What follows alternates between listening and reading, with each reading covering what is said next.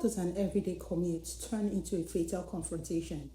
Today's case centers on road rage. The Oxford Dictionary defines road rage as a violent anger caused by stress and frustration while driving a motor vehicle in difficult conditions. But definitions do not always capture reality. So to give a clearer context, I will tell you a story of road rage, a story about a split-second decision that spiraled into irreversible violence. The 17th of October 2005 was a regular day in Indianapolis in Indiana. At about 2 p.m., 21-year-old Kentrell Settles, who was driving with his girlfriend, was just going about his day. At the intersection of West 38th Street and Georgetown Road, Kentrell pulled up and waited at the traffic light.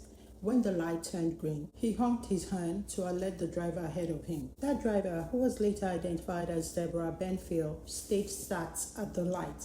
Perhaps the honk had startled her, perhaps it annoyed her or bruised her ego, but it definitely flicked over something inside her because she stayed stopped at that light, almost in defiance.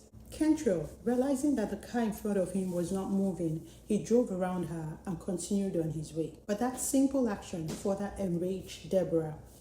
Filled with fury, she floored her gas, weaving through traffic, shouting and screaming at him from her window. She began to follow behind Kentrell. She continued this chase for half a mile, and when Kentrell stopped at Donald Avenue, Deborah came up to his car, raised her firearm, and shot into his vehicle, striking him in the chest. Then she fled the scene.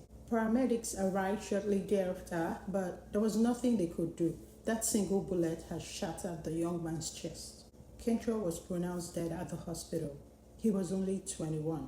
Deborah, who had fled the scene, was tracked down by citywide license plate scanner within hours. Detectives arrested her, and after executing a search warrant, they recovered a firearm from her residence. Deborah was arraigned in court on October 21, 2005, and ordered to be held without bond on charges of murder and criminal recklessness. Kentrell's father, who later spoke to reporters, said Kentrell was loved by so many. So many people will miss him, he said. The Marion County Police, Ryan Myers, in his address to the public, said something very apt. A moment of anger should not cost someone their life. Cases like this is a painful reminder to stop, breathe, and always choose calm, especially when you're behind the wheel.